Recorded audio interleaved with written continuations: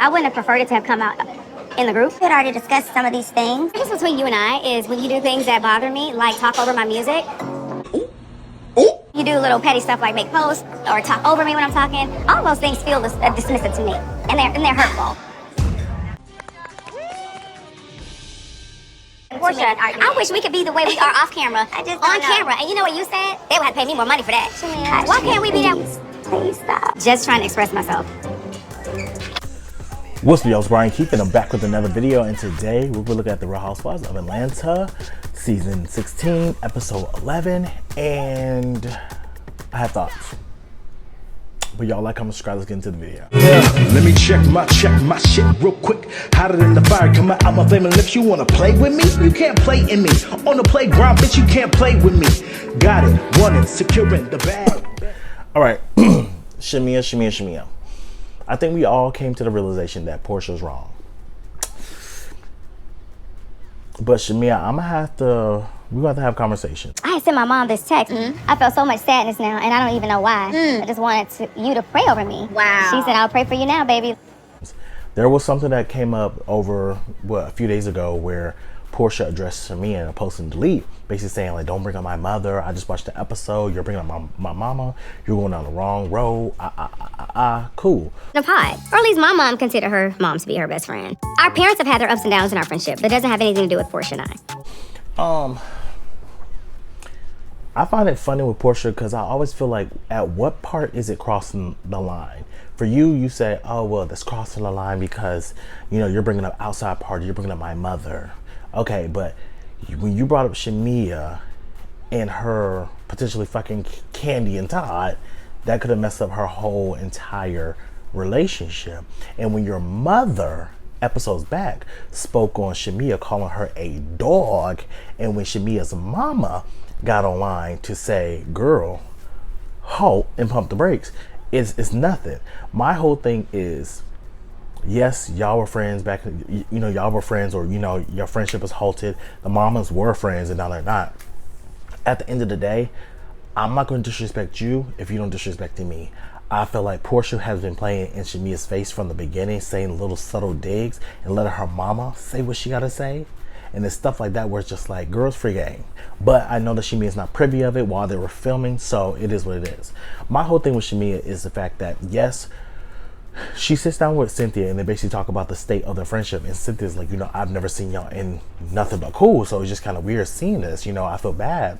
And Shamia's like, she starts crying, getting emotional, saying, well, you know, Porsha is my best friend. And, you know, right now I'm just confused on why would she let girls get in her head and bring stuff up. I'm like, okay, Shamia, that's true. But you did too. I would never give these ladies an opportunity to put my friendship with Porsha on the line. I'm sorry, Shamia. I could have sworn most of this came from you vented to the girls. By you vented to the girls, gave them ammo to take it to Porsha. Porsha, by you over here being a fucking hater and over here say, is this Shamia? Oh my God, she come late to the party. You gave ammo for them to come to Shamia. Y'all both have did things to give each other ammo for people to come at y'all. So it's just not one person, even though I do feel like Porsha is majority wrong. But Shamia, you definitely take fault in that too. And in this situation, to be honest, the girls gave you the opportunity and created the opportunity for you to speak your true feelings, because obviously you are harboring feelings towards Porsha. And obviously you need to say it.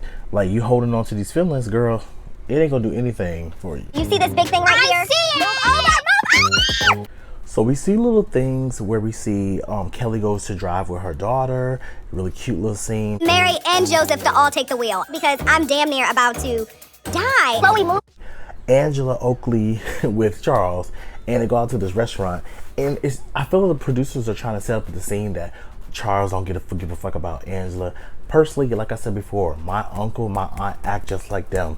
They love each other down. They won't let nobody talk about one another, but at times he can't stand her, she can't stand him, but they love each other. It works for them. 2017, he does a lot. He doesn't like to sit down. He likes to go wherever the money is. So Jonathan with power now? He always been on power. So being that I already have a frame of reference, I know what this is and I know what this looks like. And they just a older black couple. Like, they just auntie and uncle that it's like they over here fuss each other down in public, but I know they love each other. And Charles is just very, you know, nonchalant, and I think that's where most of that's coming from, but it's fine. We see Porsha, Angela, and Cynthia go out bowling, and you know, a cute little moment. They're like, "Can you put the rails up? Can you put the rails up?" But the thing about it is that Porsha, actually, let's speak to Angela. Angela, how you cool with Porsha, but you can't even be cool with Shamia? You need to just get out and just do something silly like. I know.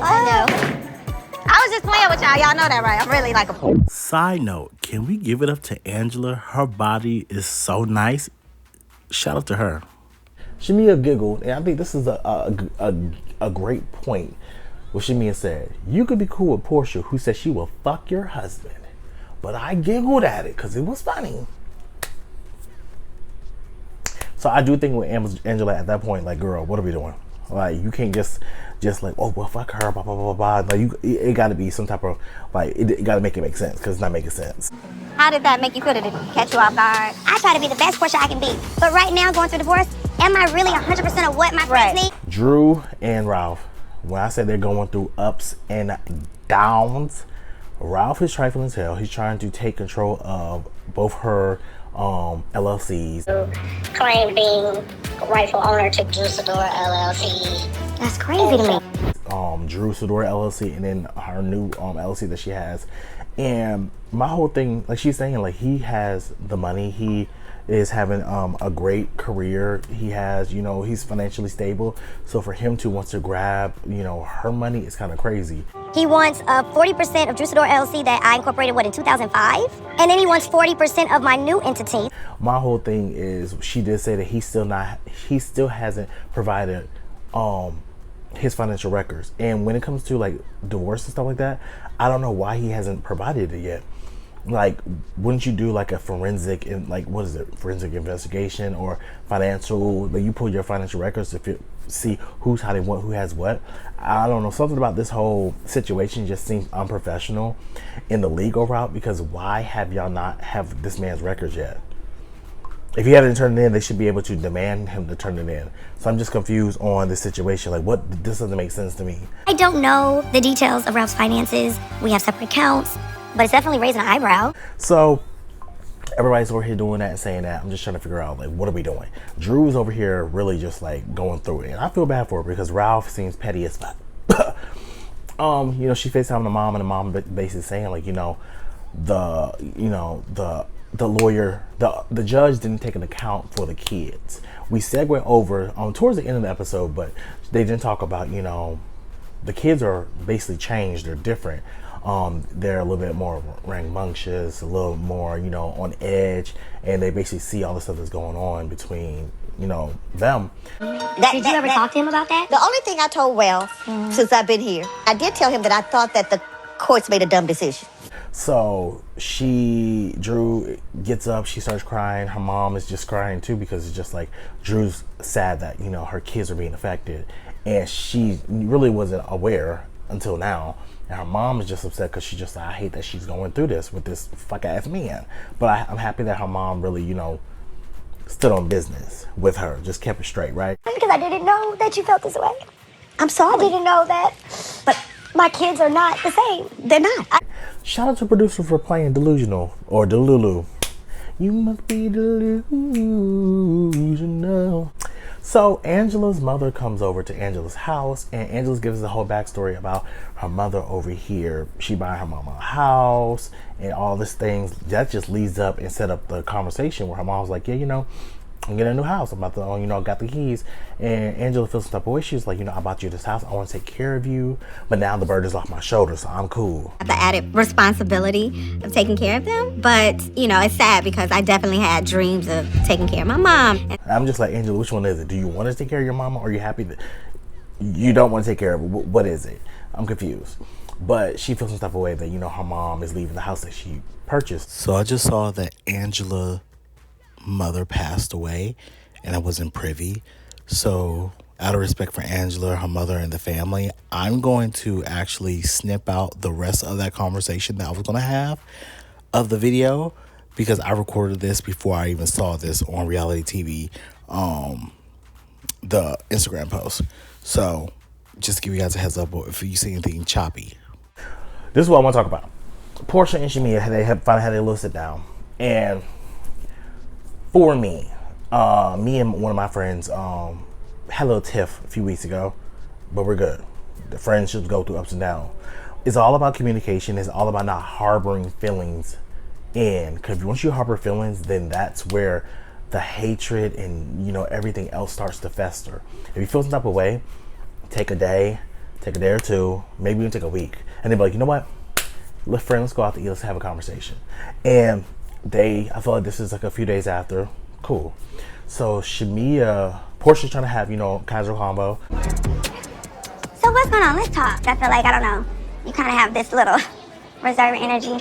And she was like, well, Shamia's like, how have you been? And Porsha's like, you know, I've been good, just lay low, nothing too crazy, you know. Me and my mom, oh my God, my mom just called me. Girl, she making that face, da da da. And Shamia's just like, You could tell her energy is very much blocked off. Like, it's not welcoming energy. It seems very much like, girl, we're here for business. This is Housewives. Let's do it.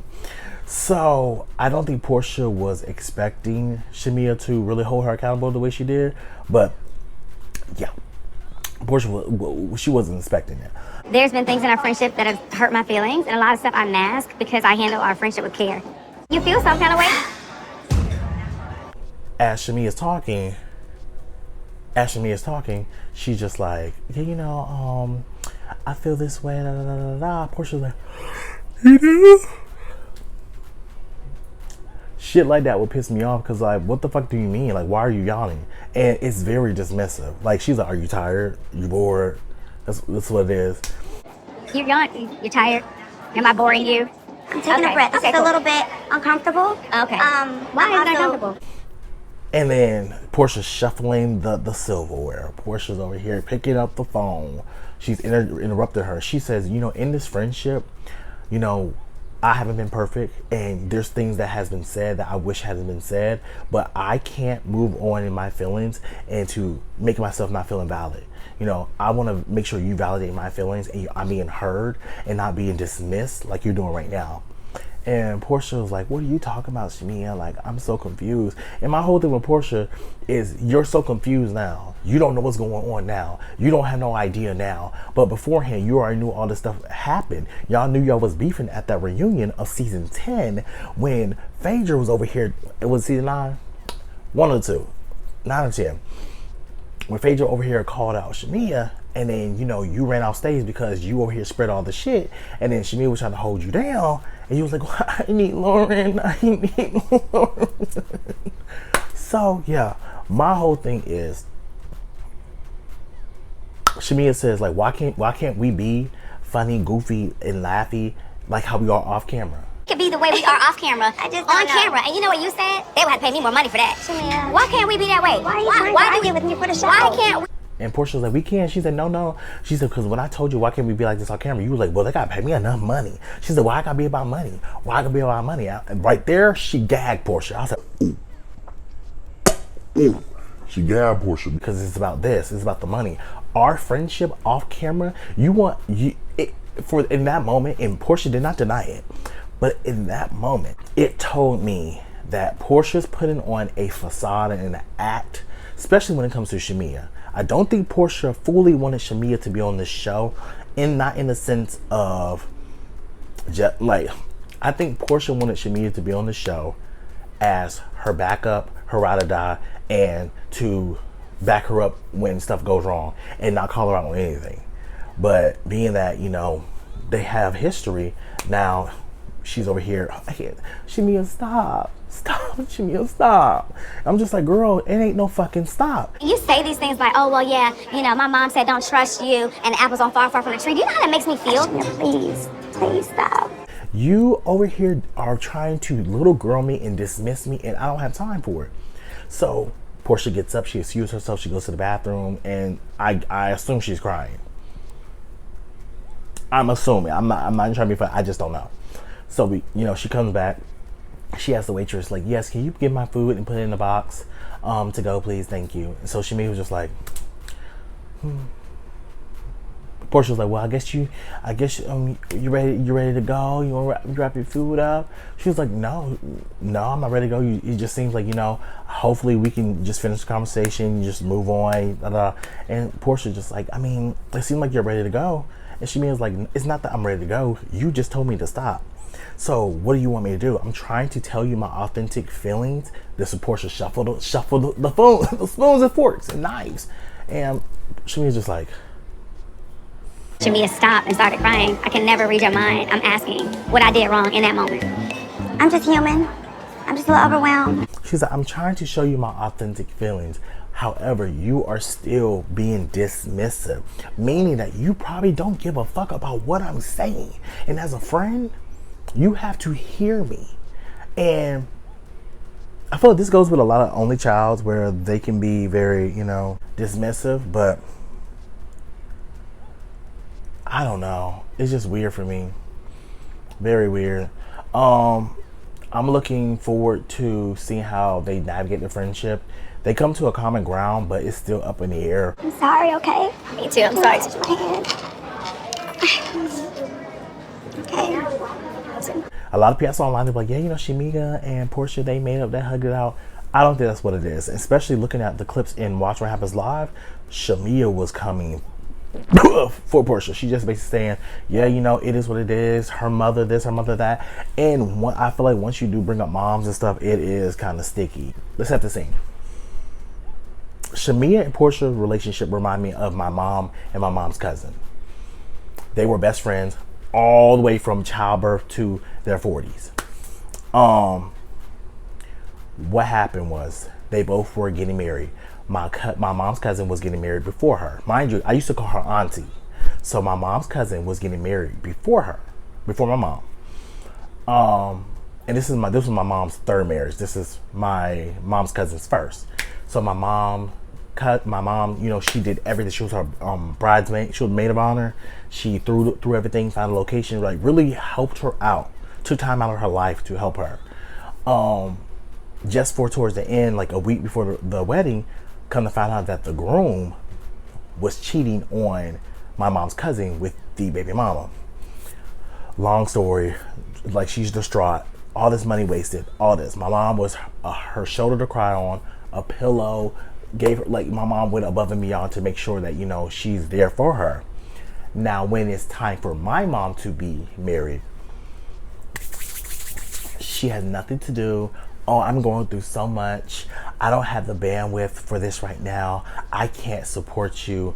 Even though my mom signed a contract with this lady, my mom over here picked out stuff. She couldn't help my mom pick up her dress. She couldn't help my mom over here find the venue. She couldn't even go to the wedding. Couldn't even go to the wedding, let alone be in the wedding as the maid of honor as she's supposed to. So for me as my mom's child, my mom's cousin is a hating ass bitch that we don't fuck with. And mind you, my mom, she's like, we know it's over and done. We're cool now. Y'all might be cool now, but I don't fuck with this bitch and never will in life again. That's just me. And once you, I'm a Virgo, y'all know this. Once you cross someone I love down, it's a wrap. You are done to me. So in those situations, I'm just like, fuck this bitch. You played with my mom on the most important day of her life. And my mom has never had a wedding. Even though this is her third marriage, she has never had a wedding. And some of the things that she said about how my mom is back, it's a wrap. I would never talk to this woman, really speak to this woman. She gets nothing from me besides dust. But that's all to say.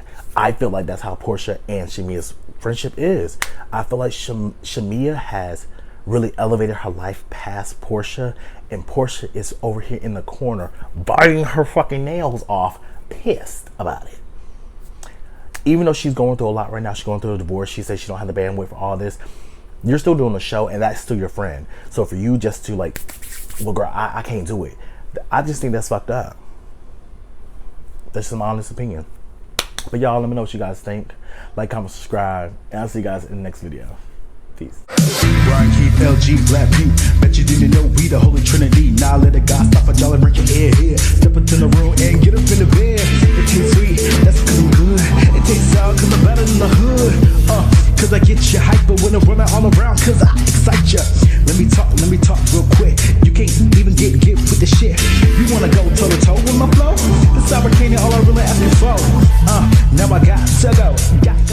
Bye bye.